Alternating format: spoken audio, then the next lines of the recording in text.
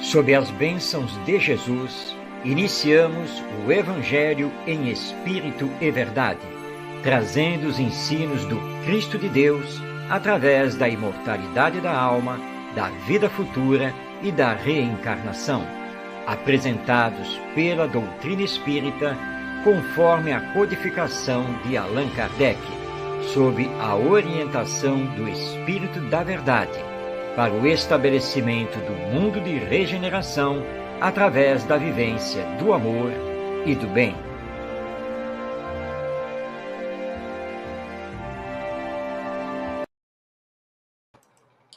Olá, seja bem-vindo, seja bem-vinda. Iniciamos o Evangelho em Espírito e Verdade, em transmissão da Web Rádio Cristo Consolador. E agradecemos a você que nos acompanha e que nos apoia, rogando ao Mestre Jesus, nos abençoe, estejamos até o final em clima de paz, de amor e de fraternidade. Iniciamos o programa com um estudo de o Evangelho segundo o Espiritismo, e na sequência passamos a palavra a Karl Schutel, esse bandeirante do Espiritismo, nos seus estudos sobre ensinos e passagens do Evangelho.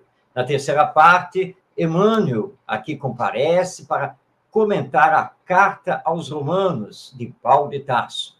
E no final do programa, nós temos a presença amiga, a presença sempre grata, com quem aprendemos muito, de José Herculano Pires. Vamos, então, iniciar o programa colocando aqui a nossa apresentação de slides, para que você possa, então, acompanhar conosco, que estamos fazendo o estudo do Evangelho segundo o Espiritismo, e estamos no seu capítulo 10, Bem-aventurados os misericordiosos.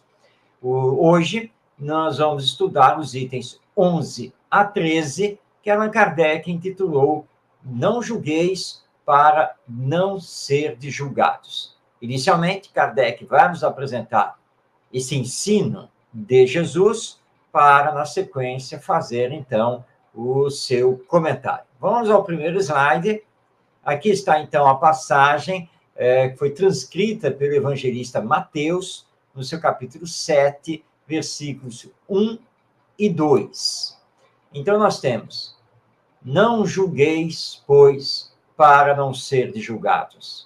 Porque com o juízo que julgardes os outros, sereis julgados.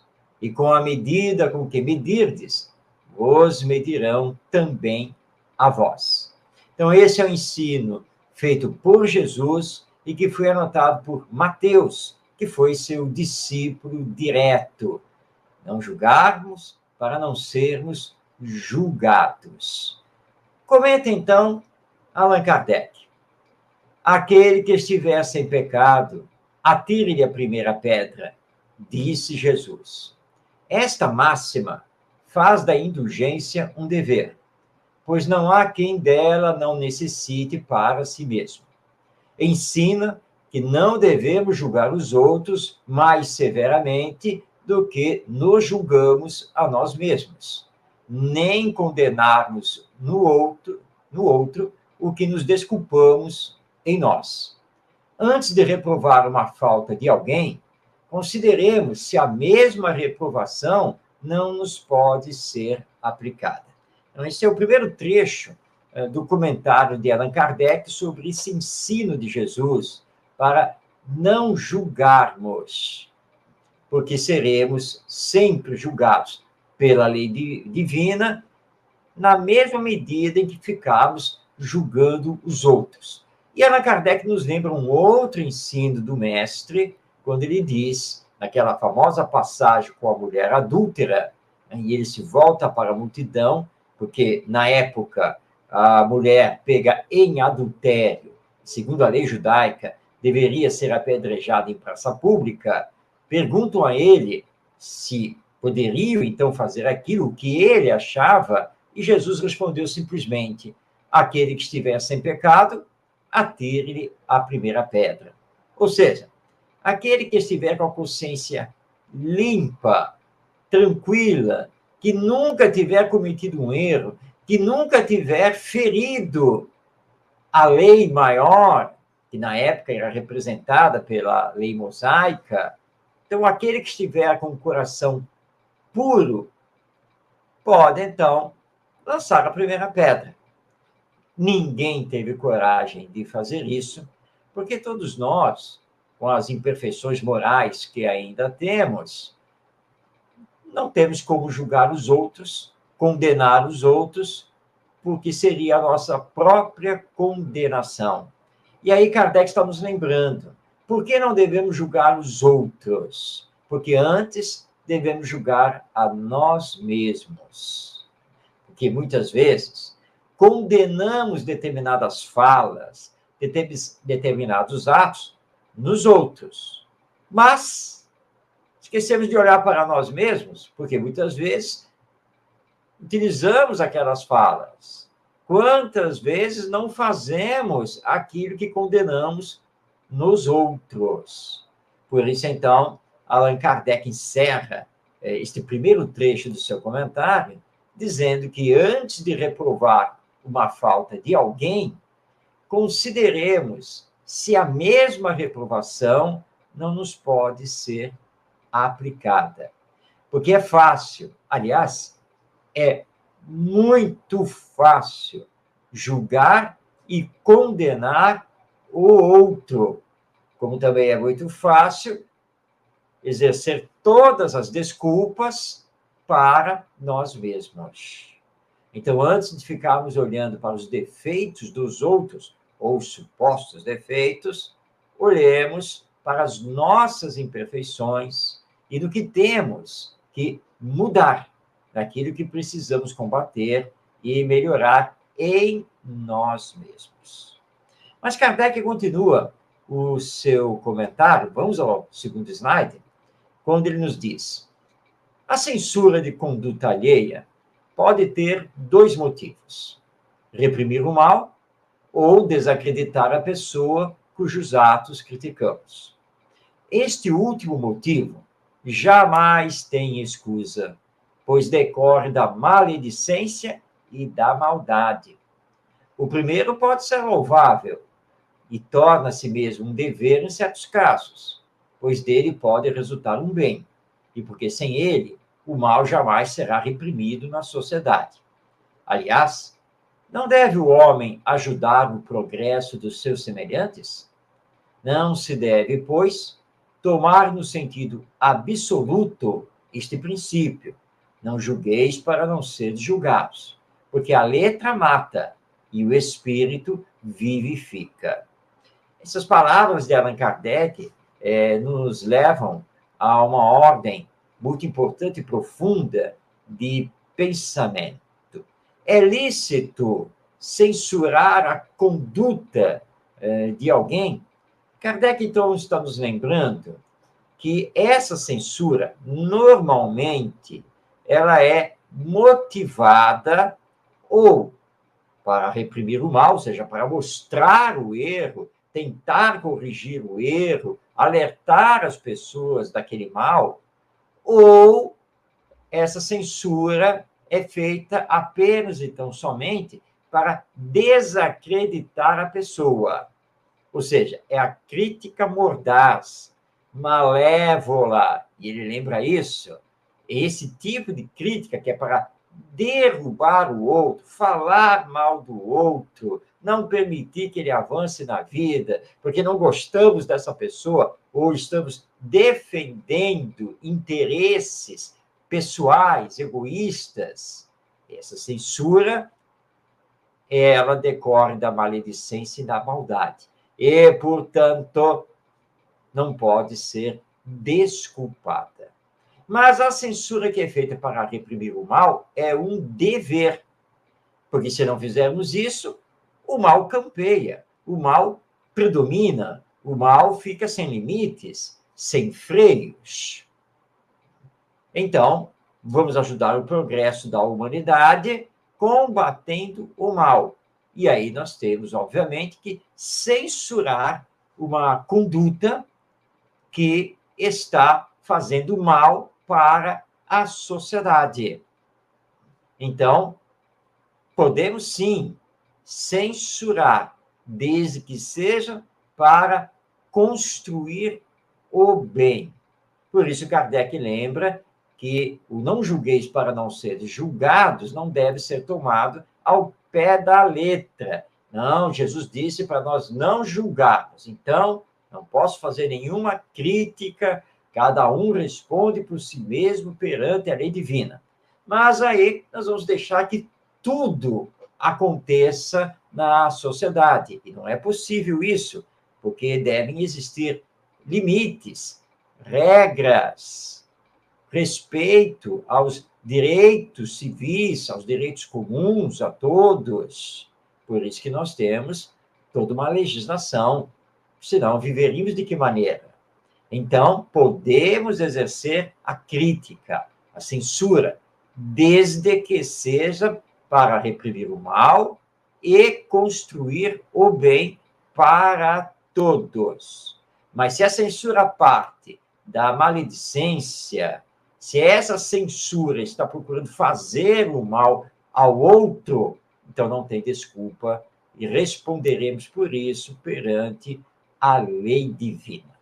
Então, tudo isso nós tiramos aqui de O Evangelho segundo o Espiritismo, do seu capítulo 10, itens 11 a 13, quando Allan Kardec traz para nós o tema suscitado pelo ensino de Jesus: não julgueis para não serdes julgados. Tenhamos cuidado com o que estamos fazendo, cuidado com a nossa língua, cuidado com as redes sociais, com o que andamos aí escrevendo, postando, comentando. Não podemos esquecer da fraternidade, porque todos somos filhos de Deus e, portanto, somos irmãos e irmãs aqui na jornada terrena que vai nos levando paulatinamente à perfeição. Cuidado, pois, e nada de dourar a pílula para dizer que aquela sua censura, aquela sua crítica foi apenas para fazer o bem, porque muitas vezes não é. Muitas vezes ela é mordaz, ferina. Então, nós temos que tomar muito cuidado. E em tempos de comunicação instantânea e mundial, através da internet, mais cuidado ainda nós precisamos ter com as nossas falas, com as nossas publicações, nossos vídeos, nosso comportamento. Cuidado, porque Deus, através da sua lei, que é uma lei justa, perfeita, vai nos julgar na mesma medida em que estivermos julgando os nossos semelhantes. Semana que vem, vamos dar continuidade ao estudo do Evangelho segundo o Espiritismo, ainda no seu capítulo 10, já deixando o convite para que você nos acompanhe.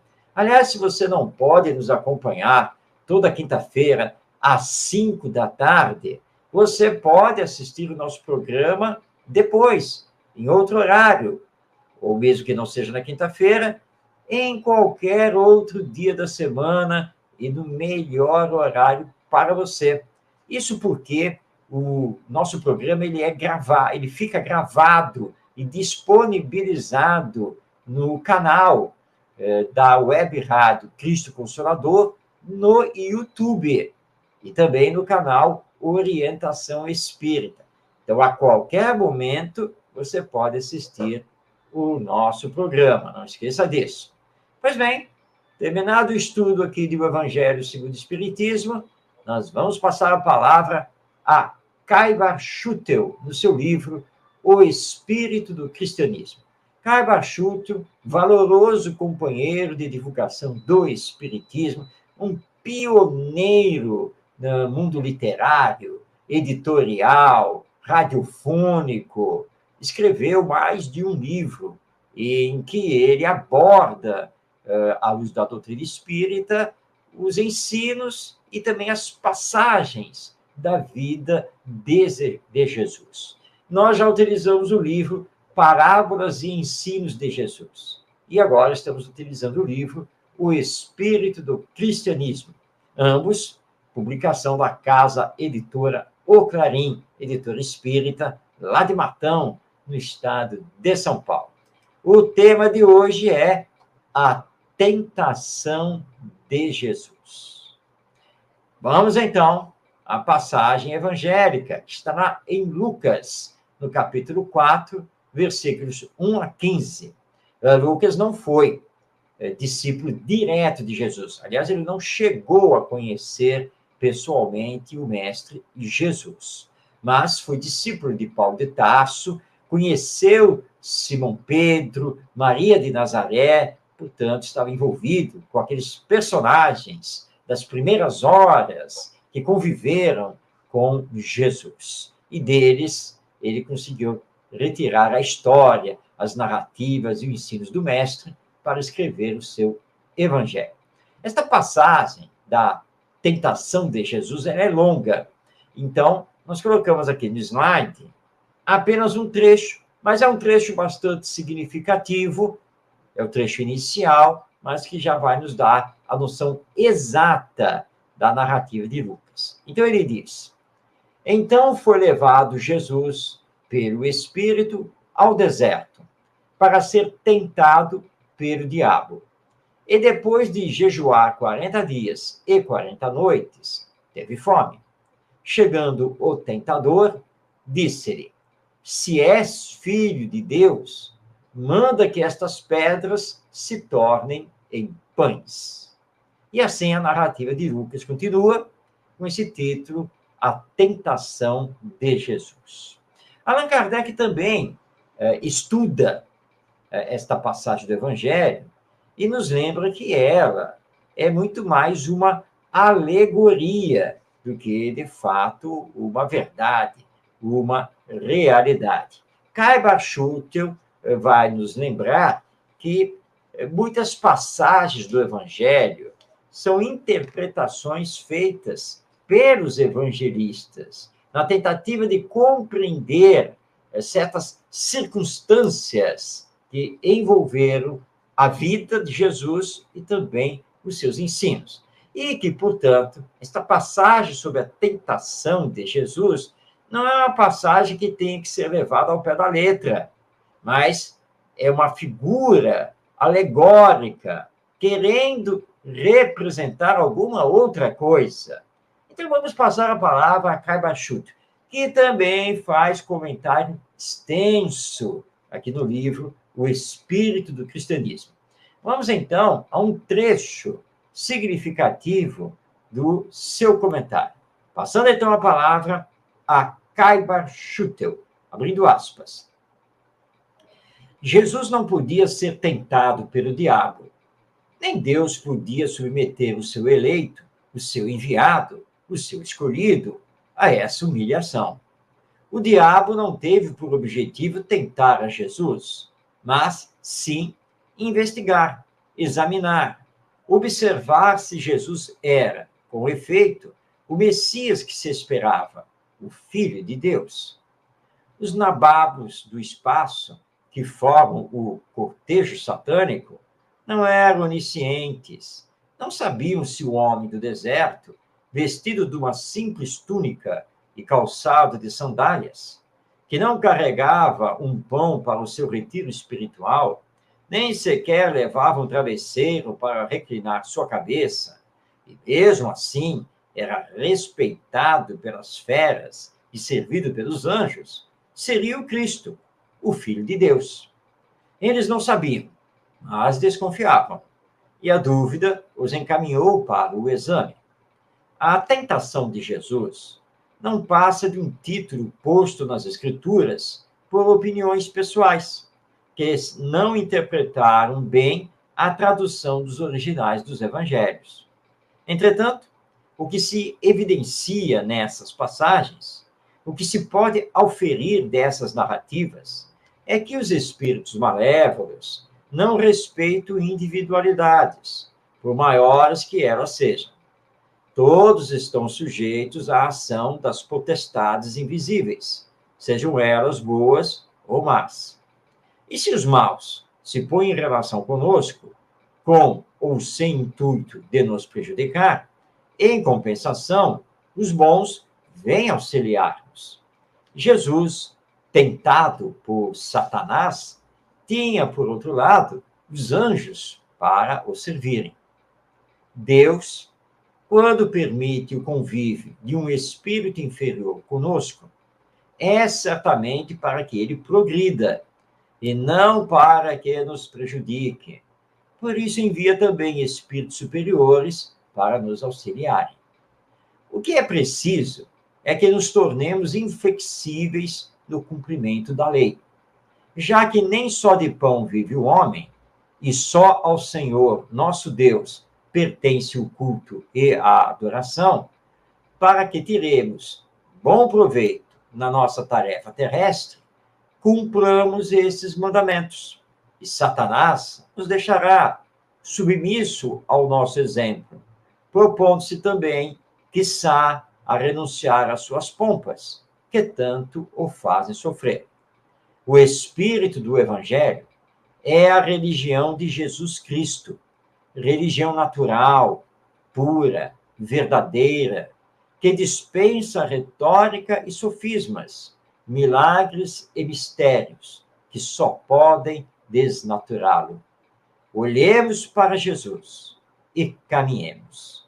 Sua vida é a vida que precisamos viver. Fechando aspas, esse é o comentário de Caiba Schutel, no seu livro O Espírito do Cristianismo.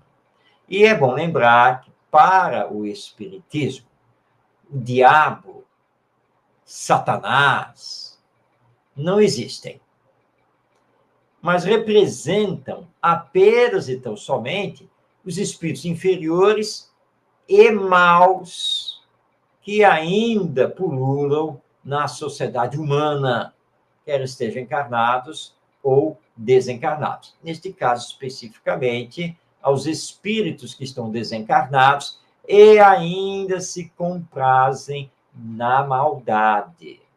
E eles receberam esse nome de diabo, Satanás e assim por diante. Mas, como nos ensina o Espiritismo, todo espírito que ainda está no mal, haverá um dia em que terá o arrependimento, o remorso do que fez e iniciará a reparação de todo o mal. Porque o destino desse espírito é também chegar à perfeição intelectual e moral, que é o destino de todos os espíritos. Portanto, para o Espiritismo, não existe um ser chamado diabo ou Satanás que é destinado por Deus a eternamente fazer o mal aos homens.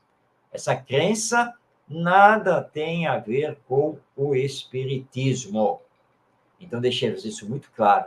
Por isso que essa passagem, anotada por Lucas, não pode ser levada ao pé da letra. Agora, os espíritos muito inferiores, obsessores, ligados ao mal, podem ter comparecido, sim, perante Jesus, para se certificar de que esse Jesus era realmente o enviado de Deus, o Espírito mais perfeito que já esteve sobre a face da terra. Então, o jejum de 40 dias e 40 noites e a tentação feita pelo diabo a Jesus, tudo isso é alegórico, é simbólico. E Caiba Schutel nos lembra muito bem no texto. O que nós temos que fazer é cumprir a lei divina, é seguir Jesus. E eu vou aqui novamente fazer a leitura do final, o parágrafo final do comentário de Caiba Schutel, porque esse comentário precisa ser gravado por todos nós, quando ele nos diz: o espírito do Evangelho é a religião de Jesus Cristo, religião natural, pura, verdadeira, que dispensa retórica e sofismas, milagres e mistérios, que só podem desnaturá-lo. Olhemos para Jesus e caminhemos. Sua vida é a vida que precisamos viver. E se fizermos isso, os maus espíritos não terão poder sobre nós. Porque o bem sempre será maior, mais forte que o mal. É o bem que faz luz. E a luz, todos nós sabemos, espanca a treva. Então, caminhemos na caridade, no amor, na fraternidade, na solidariedade, na bondade. E com o nosso exemplo, levaremos a esses espíritos que ainda estão no mal a também se regenerarem, descobrindo Jesus e entregando-se a Ele, que é o nosso guia e modelo, que é o mestre dos mestres. E esse é o esforço que precisamos fazer, estando aqui na existência terrena, que nós espíritas sabemos muito bem ser grande oportunidade que Deus nos dá para nos melhorarmos, repararmos o mal que fizemos em existências passadas e construir um futuro mais ditoso, mais feliz para nós e para os outros. Assim, então, vamos voltar aqui um pouquinho no slide, nós tivemos aqui a compreensão desta passagem sobre a chamada tentação de Jesus. E estamos aqui recomendando a você que faça a leitura completa do texto de Kai Barschuttel no livro O Espírito do Cristianismo, que você encontra normalmente nas livrarias físicas e online. Muito bem, vamos agora iniciar a terceira parte do nosso programa, quando cedemos a palavra a Emmanuel. Emmanuel, esse benfeitor espiritual, escreveu através do nosso Chico Xavier, nosso querido médium, muitos, mas muitos e muitos comentários acerca do conteúdo das cartas ou epístolas de Paulo de Tarso, que se encontram essas cartas no Novo Testamento. Nós estamos trazendo os comentários de Emmanuel desses versículos e estamos atualmente desenvolvendo a Carta aos Romanos, ou seja, a carta que Paulo de Tarso escreveu para a comunidade cristã que havia se formado na cidade de Roma, que era, na época, a capital do Império Romano. Dessa carta, nós temos muitos ensinos, valiosos ensinos. E Emmanuel, então, comenta, destacando versículos dessa carta. Hoje, o comentário de Emmanuel é baseado no capítulo 6, versículo 4. E, na verdade, apenas um trecho. É o trecho final do versículo 4 do capítulo 6 da carta de Paulo aos Romanos. E esse versículo termina exatamente assim como está aí, colocado na tela. Assim também nós vivamos vida nova. Vai interpretar esse versículo o nosso querido Emmanuel. Ele tem, então, uma mensagem que ele intitulou Mudança e Proveito. Originalmente, essa mensagem foi publicada na Revista Reformador da Federação Espírita Brasileira, na edição de janeiro de 1965. Posteriormente, essa mensagem passou a fazer parte do livro Bênção de Paz, que é um lançamento da editora GEM, que tem sua sede lá em São Bernardo do Campo, em São Paulo. Vamos, então, ao comentário de Emmanuel através de Chico Xavier, passando a palavra a esse nosso querido benfeitor espiritual. Criaturas existem que se confessam dedicadas ao espírito de mudança que a vida exige de cada um. E, tão somente por se referirem a isso, alteram obrigações assumidas. Logo se sintam incomodadas por singelos motivos de feição pessoal. Mal começam ação determinada, ou em meio da empresa edificante a que se consagraram, se experimentam o impacto de pequeninos contratempos, asseveram que é preciso mudar para progredir, relegando a outrem problemas e encargos que lhes competem. Semelhante atitude, porém, resulta simplesmente de insatisfação e imaturidade. Renovação não é alterar o caminho porque estejamos sob as consequências de ajustes e decisões abraçados por nós mesmos, com vistas à nossa melhoria espiritual. Muito mais que isso, é aceitar varonilmente as ocorrências adversas, os golpes da estrada, os desafios da prova e as crises da existência, incluindo as mudanças a que penúria, abandono, enfermidade ou desencarnação nos constranjam, procurando servir mais e melhor no plano de evolução e trabalho em que a providência divina nos colocou. Transformação permanente por dentro, metamorfose da alma que encerra consigo bastante poder para transfigurar dificuldade em lição e sombra em luz. Paulo de Tarso, que tanta vez nos impele a renovação, converteu cada dia em trilha mais alta de acesso à confiança no Senhor e ao serviço em favor do próximo, sem renunciar aos sacrifícios pessoais que a obra esposada lhe impunha.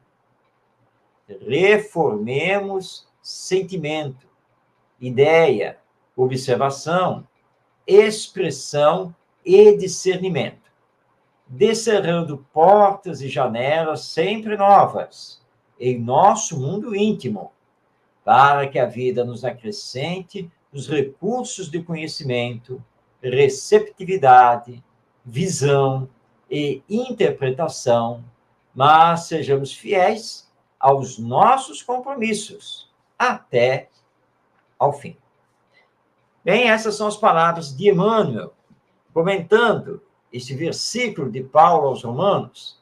Assim também nós vivamos vida nova. E vamos concordar aqui com Emmanuel que muitas pessoas confundem o que significa esse dizer de Paulo de Tarso e acreditam que, por qualquer motivo, por qualquer contratempo, devem mudar de vida. Ou seja, largar o que estão fazendo para começar uma nova tarefa ou tomar um outro rumo na sua existência. Paulo não quis dizer isso. Ele quis dizer que precisamos, sim, sempre nos renovarmos. Mas, como lembra Emmanuel, é uma renovação de ordem íntima, interior, renovação moral, para que possamos melhor nos sustentar diante dos desafios existenciais. Muitas pessoas não abraçam, por exemplo, a tarefa no centro espírita, a tarefa de auxiliar o próximo, por exemplo, na área de assistência e promoção social, ou fazendo parte do grupo do atendimento fraterno, da recepção, e assim por diante. Então, abraça o serviço. Mas não é fácil trabalhar com os seres humanos. Nós temos pessoas que são atenciosas, educadas, que querem, de fato, aprender e receber ajuda, mas também temos pessoas que são orgulhosas, vaidosas, senhoras de si, pessoas que são difíceis no trato. E quando nós encontramos essas pessoas difíceis, aí mudamos. Ah, não dá para ficar atendendo essas famílias aí assistidas, tem mães que são muito difíceis, né? Aí troca e vai para outro setor de trabalho, e daqui a pouco saiu do centro espírita. Ah, eu prefiro estudar online, eu prefiro ouvir audiobook, prefiro ler livros, porque as pessoas são muito difíceis. Acontece que a nossa renovação interior, seguindo Jesus, é que deve nos fortalecer para que possamos manter a convivência com os outros. E é nessa convivência onde vamos realizar úteis e preciosos aprendizados para ganharmos paciência, tolerância, compreensão, que não apenas o Evangelho nos solicita, mas o Espiritismo, a doutrina que abraçamos. Então, não tem valor ficarmos pulando de galho em galho e fugindo de enfrentar os contratempos naturais da existência humana. E aqui entra outro fator que não é simplesmente esse da dificuldade de relacionamento com as pessoas, mas é também na hora que há um problema de saúde, um problema financeiro, alguma dificuldade com algum familiar, sumimos do trabalho. Desaparecemos do centro espírita. E aí alguém faz contato, o dirigente nos procura, estamos sentindo a sua falta. E aí nós sempre temos a desculpa na ponta da língua. É porque estou passando por alguns contratempos aqui na família, eu andei um pouco adoentado, não, mas em breve eu vou retomar, e nós nunca que retomamos. Porque, apesar do Evangelho e do Espiritismo, não conseguimos fazer face a esses contratempos. E aí achamos que é melhor mudar de rumo, larga o centro espírita. E quantas vezes não largamos a própria doutrina espírita? Então, estamos fazendo confusão, estamos nos equivocando quanto à interpretação das palavras de Paulo de Tarso. Vivamos vida nova, interiormente.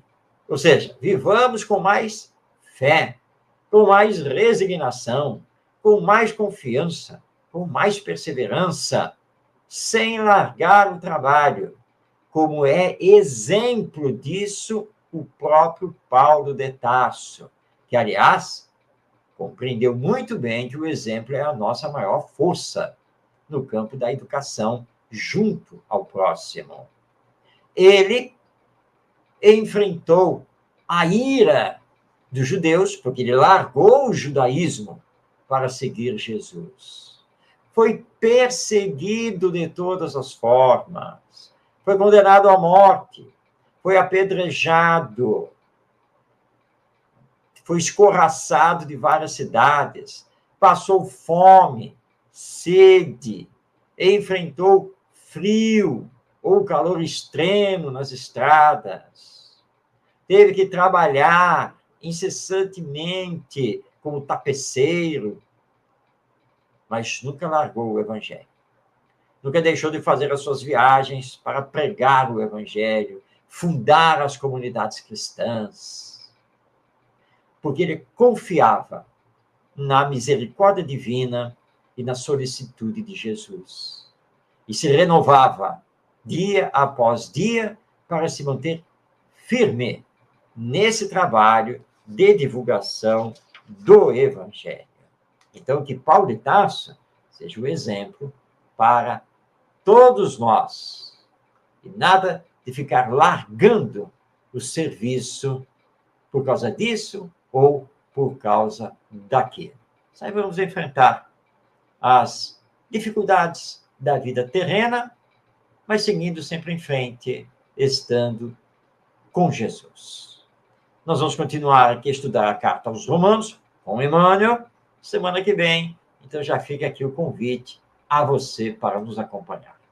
Agora, então, a nossa dica literária.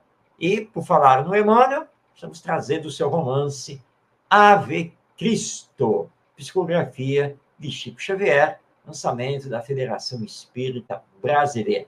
Romance que se passa na época de Jesus, na época do início do cristianismo. Traz uma história maravilhosa, que, é claro, eu não vou aqui contar, para que você possa fazer a leitura dessa obra maravilhosa do Espírito Emmanuel, através da mediunidade de Francisco Cândido Xavier, o nosso Chico Xavier. Está aí a dica literária então, de hoje, o livro Ave Cristo. Muito bem, estamos chegando à última parte do programa, o Evangelho em Espírito e Verdade. Essa última parte, nós passamos a palavra a José Herculano Pires, que desencarnou em 1979 e que nos legou mais de 40 obras, inclusive a tradução das obras de Allan Kardec e a revisão também da tradução da Revista Espírita. E que na década de 1970, como você está vendo aí no slide, manteve na Rádio Mulher um programa No Limiar do Amanhã, um programa espírita. E no final, ele fazia sempre um comentário sobre uma passagem do Novo Testamento. Resgatamos, então, os áudios desse programa, mas trazendo para nós apenas, então, somente o áudio relativo ao seu comentário evangélico. E você pode adquirir esses comentários em texto no livro O Evangelho de Jesus em Espírito e Verdade, publicação da editora Paideia. Você encontra essa obra normalmente nas livrarias, tanto físicas quanto através da internet. Então, sem perder mais tempo, vamos passar a palavra a José Herculano Pires. Acorde, amigo ouvinte. Desperte do sono da letra para a alvorada do Espírito. Vamos ouvir a mensagem do Evangelho. Atenção, amigo ouvinte. Abrindo ao acaso o Evangelho de Jesus, caiu-nos o trecho que vamos ler e será comentado. Nada de sermões, amigo ouvinte. Apenas algumas explicações. Encontramos em Atos dos Apóstolos, no 2º capítulo, do versículo 17 ao 21, a seguinte passagem. E acontecerá nos últimos dias, diz o Senhor, que derramarei do meu espírito sobre toda a carne. Vossos filhos e vossas filhas profetizarão. Vossos mancebos terão visões e sonharão vossos anciãos. E sobre os meus servos e sobre as minhas servas derramarei do meu espírito naqueles dias, e profetizarão. Mostrarei prodígios em cima no céu, e sinais embaixo na terra, sangue, fogo e vapor de fumo. O sol se converterá em trevas e a lua em sangue, antes que venha o grande e glorioso dia do Senhor. E acontecerá que todo aquele que invocar o nome do Senhor será salvo. Este trecho de Atos refere-se a um trecho do sermão de Pedro. O apóstolo Pedro é que estava pregando e fez estas referências, estas alusões ao problema principalmente dos últimos dias. De acordo com o que nós já vimos aqui, os últimos dias se referem realmente, e a confirmação evangélica que está bem clara diante de nós, se refere a um fim de ciclo da vida terrena. Porque na realidade, o que Pedro pregava nesse trecho de sermão era que os últimos dias seriam dedicados ao derramamento do Espírito do Senhor sobre toda a carne, segundo a profecia bíblica de Joel.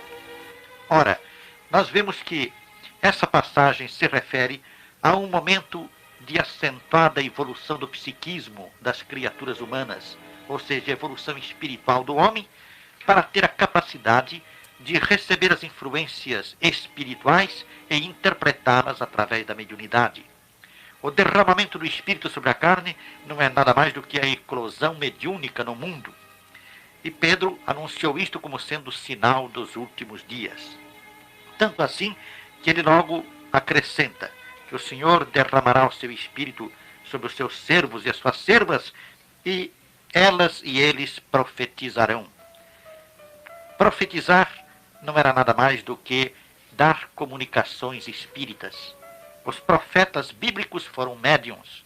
E isto nós podemos ver quando analisamos o próprio sentido da palavra profeta, que não quer dizer absolutamente apenas aquele que vê o futuro e aquele que prevê acontecimentos futuros, mas sim aquele que interpreta a voz dos espíritos, os ensinos dos espíritos, que é capaz de falar das coisas espirituais.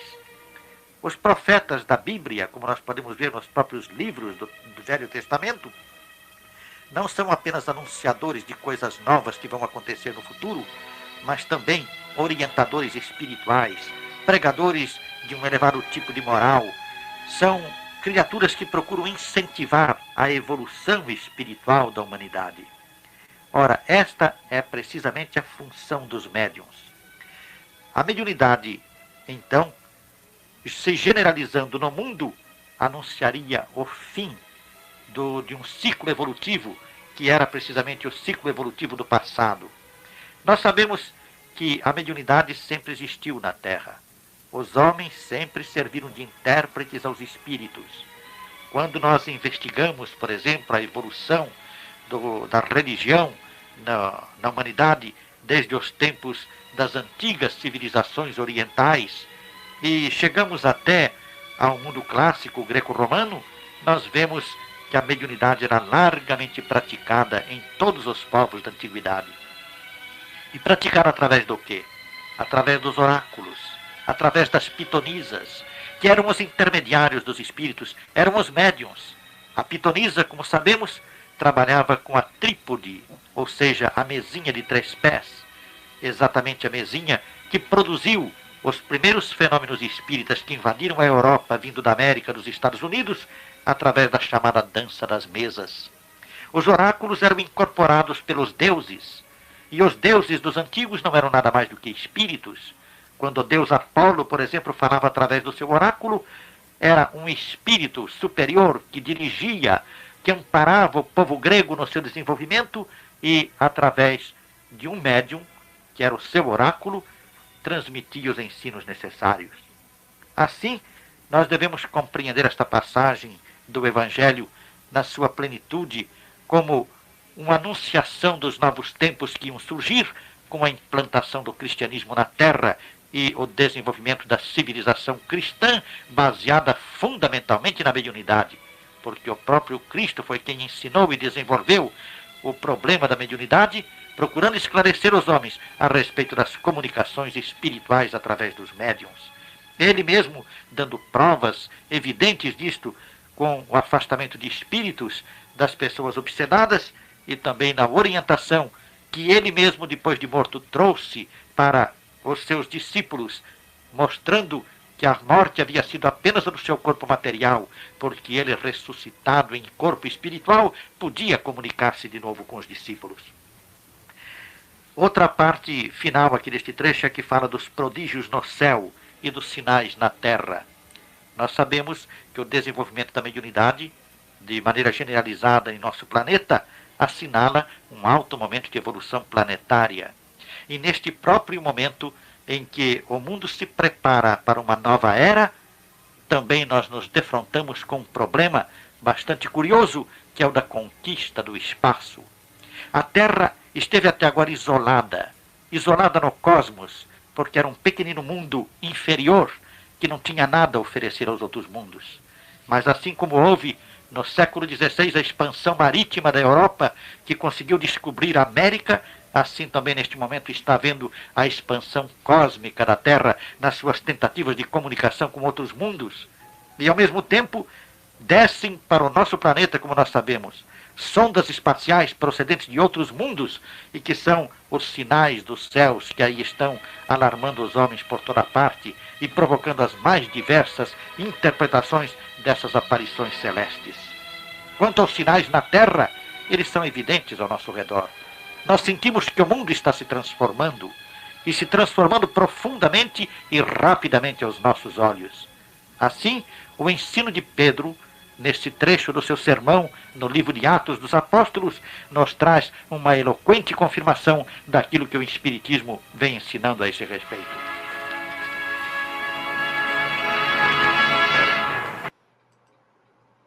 Assim, nós tivemos essa belíssima palavra de José Herculano Pires, interpretando à luz da doutrina espírita, mais uma passagem do Evangelho, esta retirada de Atos dos Apóstolos. Nosso muito obrigado a José Herculano Pires. E com ele, chegamos ao final do programa O Evangelho em Espírito e Verdade. Lembrando que o nosso programa vai ao ar toda quinta-feira, ao vivo, às 5 da tarde, pela web rádio Cristo Consolador. Mas você pode assistir o vídeo depois, em qualquer dia e horário. Basta acessar o YouTube e nele você encontrar o canal da web rádio Cristo Consolador ou o canal Orientação Espírita. Ambos os canais mantêm os vídeos do programa no ar. Meu muito obrigado a você, um grande abraço, desejo de paz em sua vida e que possamos nos encontrar semana que vem para mais um O Evangelho em Espírito e Verdade.